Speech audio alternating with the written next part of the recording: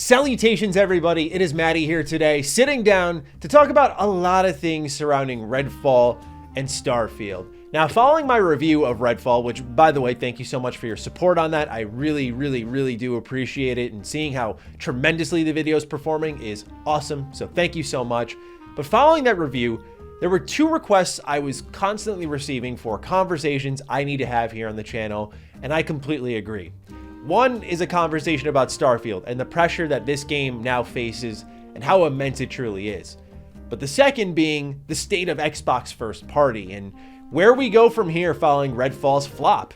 So as I was taking my notes and getting things ready to have these conversations, I realized more and more that these are just two separate topics we're gonna have to split up and have in separate videos. So what I want to talk about today is Starfield and the immense pressure this game is facing.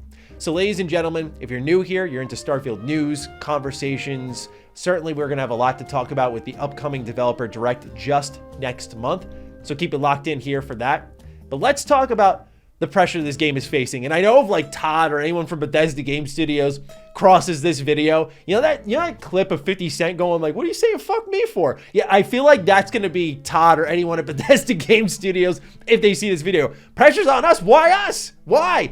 I'm like, what do you say fuck me for?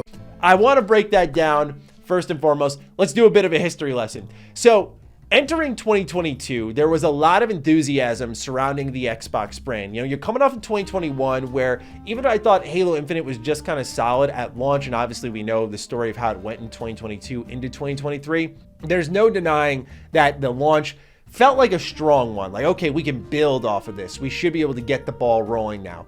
And you look at things like Forza Horizon 5 performed really well for Xbox. Okay, awesome. You have Psychonauts 2, which I know there's a lot of talk right now about whether or not games like that count. Games like Wasteland 3, do they count? They're not really Xbox exclusives. Xbox kind of inherited them. Again, that goes to our separate conversation in the next video talking about Xbox and their state of first party stuff. But point being is they were having a lot of games at least entering Game Pass that were of a pretty decent quality. And heading into 2022, we all had our swagger on going, all right, now it's Bethesda's turn. We got Redfall, we got Starfield. Arcane historically has never missed, even with a game like Deathloop, which did not resonate with me. And when you look at the user score on Metacritic, it seems like I'm not alone. At least the industry tried to make me feel like I was. But at the time of reviews, yeah, I was definitely on an island, it felt like. And so otherwise, though, it really hasn't felt like Arcane has missed big time, especially critically speaking. So heading into Redfall, there was a lot of trust that, you know, no matter what they're doing here, Arcane is a proven developer. This should be fine. Much is the same with Starfield, right? We're coming off of Fallout 76. Bethesda's even openly apologized for the game. I think they've done a good job in a lot of areas repairing it. And I feel like Starfield is almost this passion project that they've been dying to make for a while. They feel comfortable enough with Xbox making it. It's been in development enough with Xbox where it feels less like that inherited product. Same with Redfall, and more like their own thing that they've had a true impact on. So there's a lot of confidence with these games. And of course, we already know come that E3 showcase, we would learn, hey, yeah, we're delaying both these games out of the 2022 window into sometime in the 2023. Definitely a big pin in the balloon moment, but cooler heads eventually prevailed, and we all thought this is for the best of the product. Seeing the state of Redfall in its launch makes a lot of people wonder, and fairly so, what in the world were y'all gonna launch in 2022 if it barely works now? And I think that's a very fair question to ask. Fortunately, they had the wherewithal to at least spare us of that, but what we got, at least in our heads, probably didn't feel much better when it came to Redfall. And so now, following the release of Redfall, another big Xbox first party game, and we've had multiple of those this year, you start to look at what's coming up, and all that's left is Starfield. And outside of Hi-Fi Rush, which is still a Game of the Year contender, for a lot of folks, Xbox hasn't delivered again. And of course, when it rains, it pours. Some of this is, I would say, fuel to the fire with things like the CMA blocking the Xbox deal, Square Enix and other Japanese developers not bringing their games to the Xbox platform. It's what I call the silver medal specialist treatment, right? That's what Xbox is kind of giving me the vibe of. We're just here, and we're happy to participate, and we're just, you know, we didn't get the gold medal, but whatever. And so folks are looking at Starfield and saying, you got to deliver now. You've got to deliver now. And some folks have said, that's really unfair. Some have said it's not really connected at all, so why is Redfall's failure coinciding with Starfield's success and whether or not it has to be good? These are separate games. And again, that goes back to the 50 Cent moment with Todd Howard and the rest of Bethesda Game Studios. Why is the pressure on us? Well, let's break it down. Put it this way. Xbox fans have chosen this game, right? It's like when you go shopping for a puppy, there's just that moment the dog chooses you, right? He chooses you, she chooses you, and you don't got much say in it. You're now a dog owner, right? Kind of the same thing here. We got our chance to lay eyes on all these different Xbox games, and the one that spoke the most to the ecosystem was Starfield. We saw it and we went, you know what? That's a damn good looking game, right? I love what Starfield's doing because it looked particularly ambitious. It's no disrespect to Redfall. I mean, now we can kind of see it with our own eyes with the game fully out there, but it didn't look particularly, in my opinion, ambitious compared to what I've seen Arcane do in the past. And obviously I wasn't super full of confidence following Deathloop's release, but with the preview, which we'll talk about in a moment, there was that feeling of slightly being encouraged because there were some elements from Arcane tangled in there, but it just shows the major difference between a curated hour and a half, 2 hour window versus a full-blown 10+ hour experience.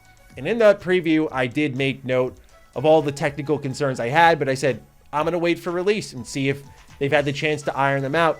And obviously they haven't. So now folks look at Starfield and say, what's the state of this game? If we saw Starfield get delayed more than Redfall, and we already had Jason Schreier reporting that Starfield was setting up to be the next Cyberpunk 2077, according to some devs within the studio, what is the state of the game now? Of course, that's a lot of speculation. That's a lot of concern. And when you look at how long Bethesda took to give us a release date, when you look at how long they took to give us developer directs, the eerie silence of no Constellation questions, the eerie silence of no Into the Starfields, these series that were supposedly marketing but then just disappeared, does to some fans, and I think it's fair, to start to spell a bit of concern about the game. Now, of course, I do think the tide will turn in the favor of the game when you see it all in June and you realize, oh my God, it's only 3 months away. And no doubt, I think I'll come out of that pretty excited.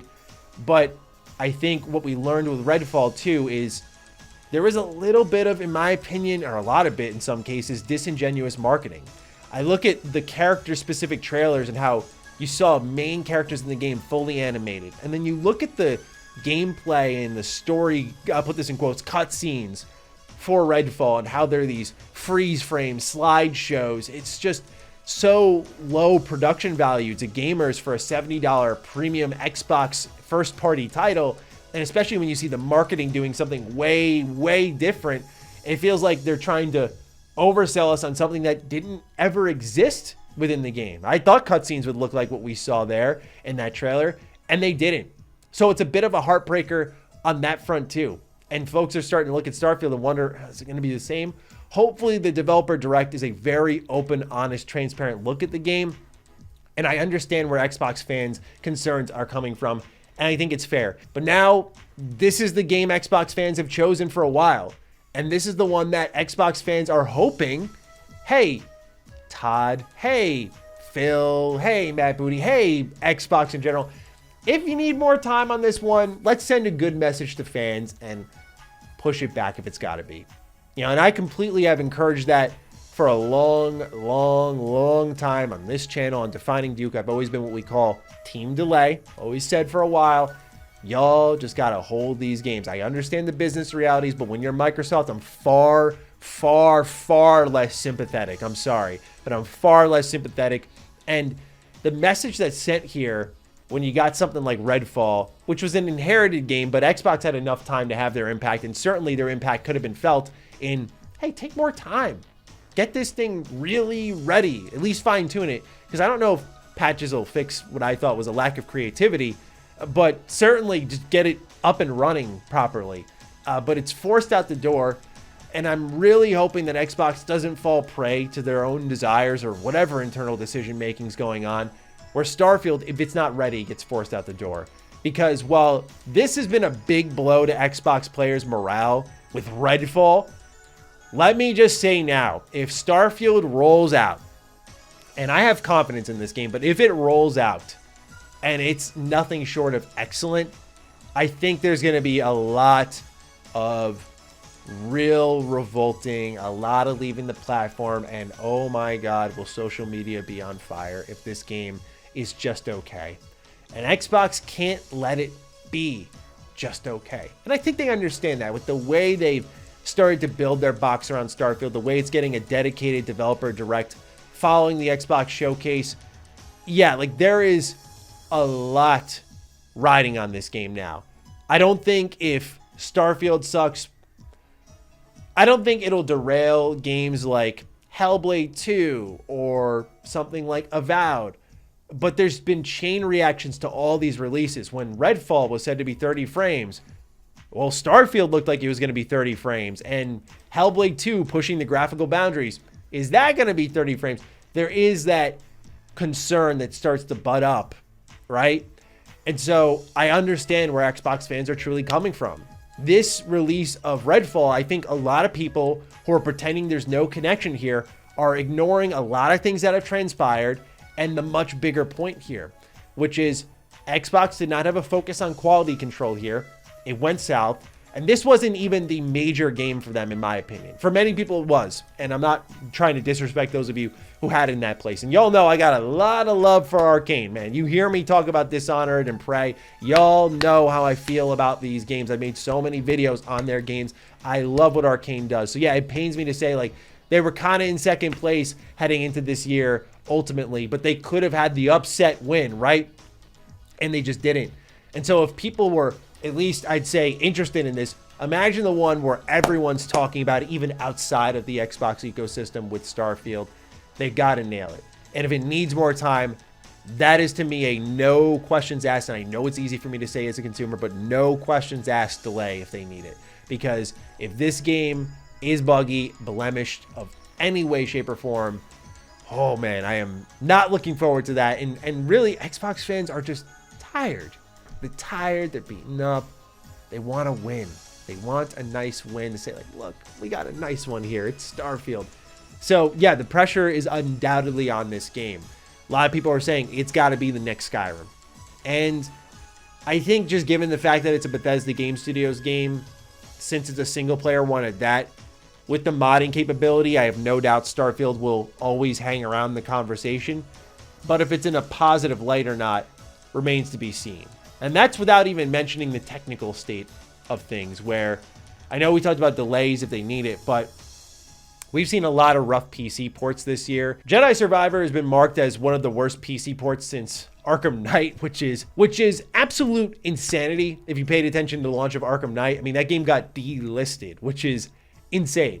And then Redfall comes out. It's, to me, simply atrocious in the terms of its technical state.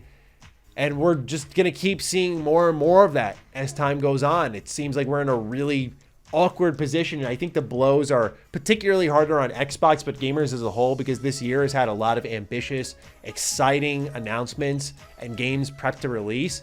And when they don't deliver, it hurts a lot more.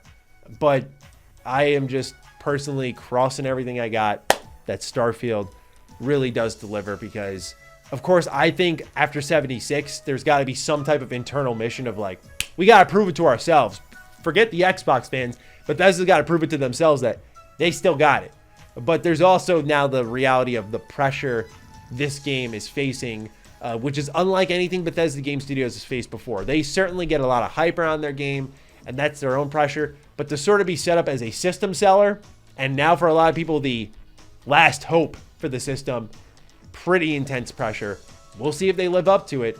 But certainly I do have a couple of concerns leaving Redfall. And I don't know how you couldn't, following the simultaneous delays. It's just, I don't know, man. Little worrying. So we'll see. But I'm looking forward to seeing your thoughts down below. So do fire away. With that, take excellent care of yourselves. And I'll see you in the next video. Be sure to follow me on Twitter, follow me on Instagram. Those links are in the description down below. And a big thank you to all the patrons, all the members who continue to support the heck out of the content here. Stay sexy, stay active. I love you all. Peace.